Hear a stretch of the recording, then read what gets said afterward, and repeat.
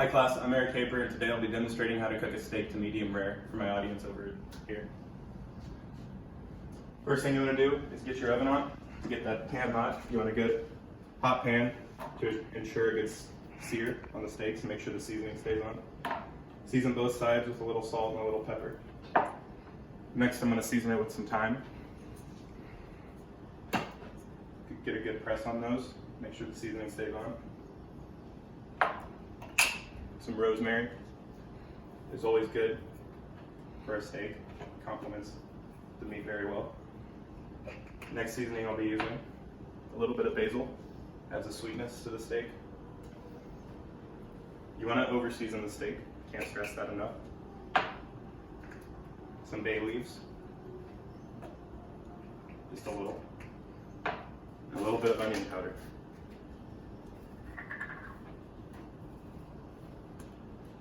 Next, we're going to transfer it to the pan. Once it's nice and hot, have it on a high heat. Using cooking oil, no oil, olive oil, any type of oil yet.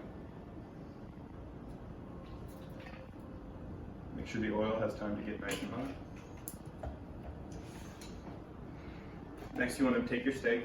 If it's a thinner steak, you're going to cook it for a lesser time, as it'll take less time to cook. If it's a thicker steak, it'll be a longer cooking time.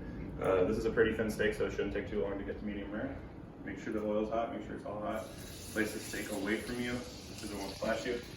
Let it sit in the oil. And then about 30 seconds into it, as it sits in the oil, you want to give it a little move around and keep the seasoning on it. Makes it from falling off and making a bland steak. Most important thing about cooking a steak is to make sure that you don't flip it too much, as you won't get a proper sear on the steak. The next thing I'm going to do is just add a small amount of butter to the steak. Just adds a lathery texture to it and allows the steak to cook. And that butter is always a good flavor. Turn the pan down a little bit, let that get a good sear. Now the first side of the steak is most important, as it'll start the cooking process, and that sear is really important to get. So don't flip it, don't mess with it too much. Let it cook. Now the temperature we're shooting for today is medium rare. These here are the 5 temperatures of steaks. It goes from rare to well done. Medium rare is about 105 to 120 degrees Fahrenheit. The best way to measure this, if you don't have any tools at home, is the hand test. Rare, touch right there, that's about the firmness of the steak. Medium rare, medium, mid-well, well done. Now the steak is cooking up, that's in that oil, and it's about ready to flip, but I'm going to give it one more second to really make sure that the seasoning sticks on. What I'm going to add now is fresh coriander seeds. This is just good for the aroma, and it really adds a good hearty flavor to the steak. You find this coriander in a lot of red meat, including burgers.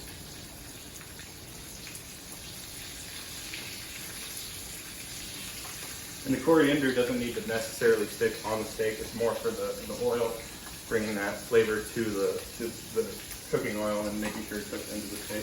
Now, I'm going to give the steak a good flip. Don't be afraid to touch the steak with your hands. It makes it easier to control.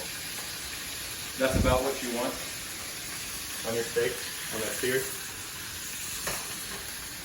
Now the next thing I'm going to do is add a little bit more butter.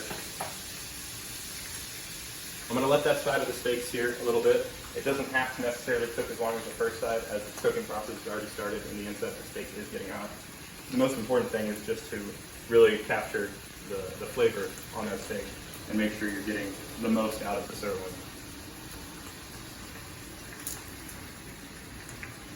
Now here might be the most important part when cooking a steak. When I add the butter, I'm going to add it to the top of the steak. Tilt the pan a little. And just start to baste that steak on top with the oil and the butter mixture that's in there already. That will cause the butter to melt on top, which will melt into the steak for better flavors. But it also cooks this side of the steak at the same time. For when you're trying to cook a steak quickly and get it out, like at a restaurant, that's very important.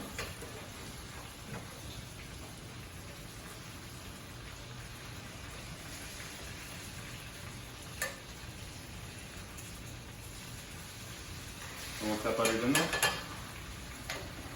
sear the sides. What we're gonna do, take our spatula, tilt the steak up, bring that butter down to the edges. Let it get a good nice sear on one side, bring it back down, flip that steak, and then get the other side, that butter.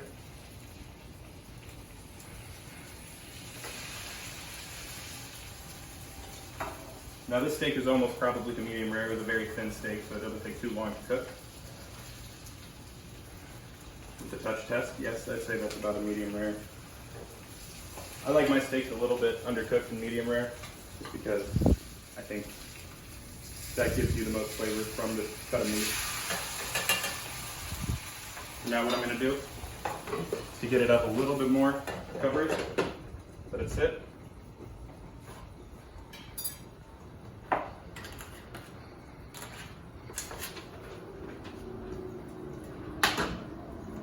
I'm letting the steak cook up under that convection heat because it'll cook up quicker to medium rare.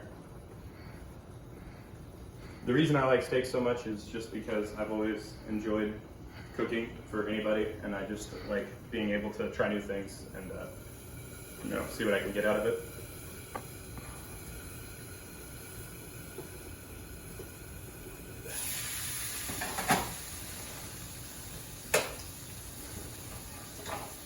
And the most important last step to cooking a steak is to let it rest.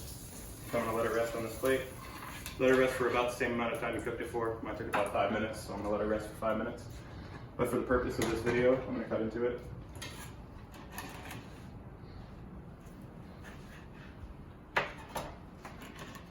And that's a good medium rare steak.